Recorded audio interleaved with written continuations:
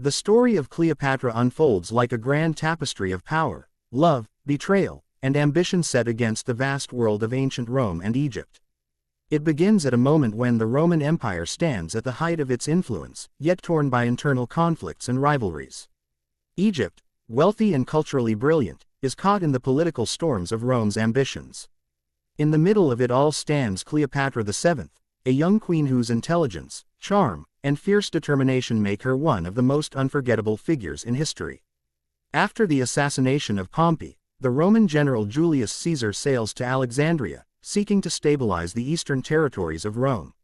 Egypt, at this point, is divided by a vicious power struggle between Cleopatra and her younger brother Ptolemy XIII, who, though technically her co-ruler, is controlled by corrupt advisors intent on keeping Cleopatra from power. Cleopatra has been forced into exile, waiting for an opportunity to reclaim her rightful throne. Caesar arrives at the Egyptian royal palace expecting cooperation but finds the court filled with tension. Pompey's severed head is offered to him as a gesture of loyalty, but Caesar is disgusted by the brutality. Egypt, he realizes, is unstable and dangerous, and whoever controls it controls one of the richest kingdoms in the world. It is then that Cleopatra makes her legendary entrance. Smuggled into the palace rolled inside a carpet, she is dramatically presented before Caesar. Her presence is mesmerizing. Cleopatra is intelligent, politically savvy, and strikingly charismatic. She pleads her case to Caesar. She has been wrongfully pushed aside, and Egypt needs a legitimate ruler who can command loyalty and stabilize the kingdom. Caesar, deeply impressed, sees in her both an ally and a woman of extraordinary potential. Together, they decide to reclaim her throne. War breaks out between Cleopatra's forces and those loyal to Ptolemy. Caesar and Cleopatra stand united as political partners and quickly, passionately, as lovers.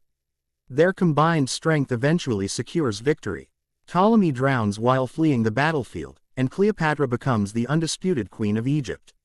In celebration, she and Caesar present themselves to the people, a dazzling royal pair. Their love produces a son, Caesarion, whom Cleopatra hopes will strengthen her ties to Rome and secure her dynasty. But in Rome, Caesar's relationship with Cleopatra stirs controversy. Many senators view her as a threat, an ambitious foreign queen influencing the most powerful man in the Republic. Cleopatra visits Rome with her son, and the sight of her regal procession only intensifies Roman fear and jealousy. Although she believes Caesar will eventually legitimize Caesarion as his heir, fate has other plans. On the Ides of March, Caesar is assassinated in the Senate. Rome plunges into chaos once again. Cleopatra returns to Egypt, mourning the loss of the man who helped elevate her to power. Rome now falls under the command of a new triumvirate, Mark Antony, Octavian, and Lepidus. Antony, known for his military brilliance and fiery personality, is tasked with securing Rome's territories in the east. Egypt becomes essential for Rome's finances, and Antony summons Cleopatra to Tarsus to discuss political alliances. Cleopatra's entrance into Tarsus is one of the film's most iconic scenes. She arrives on a magnificent barge, adorned like a living goddess, capturing Antony's attention before she even speaks a word. Their meeting crackles with chemistry, two powerful leaders, both proud and charismatic, testing each other. Cleopatra, understanding the stakes, uses charm and intelligence to secure Antony's support. Antony, captivated by her presence, soon falls completely in love. Their romance becomes the talk of Rome as Antony abandons his political duties and follows Cleopatra back to Alexandria. There, they live in luxury, indulging in festivals, banquets, and shared dreams of a unified Eastern Empire. But the Roman public grows outraged. Octavian, Caesar's adopted son and Antony's rival, uses this scandal to turn the Senate against him. Antony tries to return to Rome to restore his reputation and marries Octavian's sister Octavia to keep the peace, but the bond with Cleopatra is too powerful to break. Eventually, Antony returns to Egypt, where he and Cleopatra rule together as king and queen, presenting themselves almost as divine figures. Their partnership becomes both romantic and political. Cleopatra supports Antony's military campaigns, while he helps secure Egypt's borders and influence. Together, they have children, symbolizing their hope for a shared dynasty.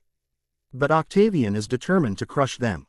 He spreads propaganda portraying Cleopatra as a seductive manipulator who has ensnared Antony and threatens Rome's future. Tensions escalate into all-out war. Antony and Cleopatra prepare for battle, their forces assembling for a final confrontation at sea, the Battle of Actium.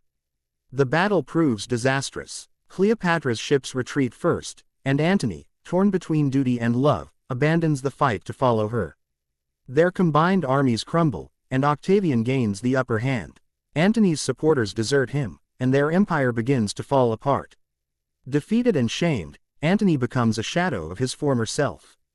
When he mistakenly believes Cleopatra has taken her own life to avoid capture, he is consumed by grief.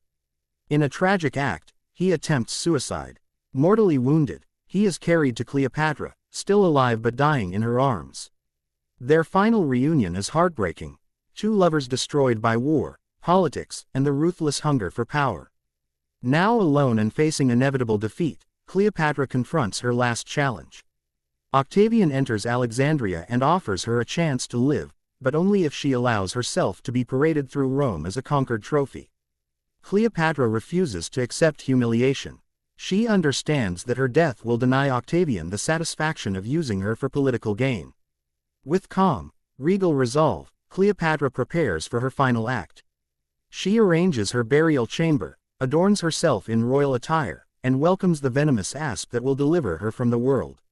As the poison takes effect, Cleopatra lies peacefully, still queenly and proud, choosing death on her own terms rather than servitude. When Octavian finds her body, even he is moved by her courage and dignity. The queen who once captivated Caesar and Antony is gone, but her legend remains immortal.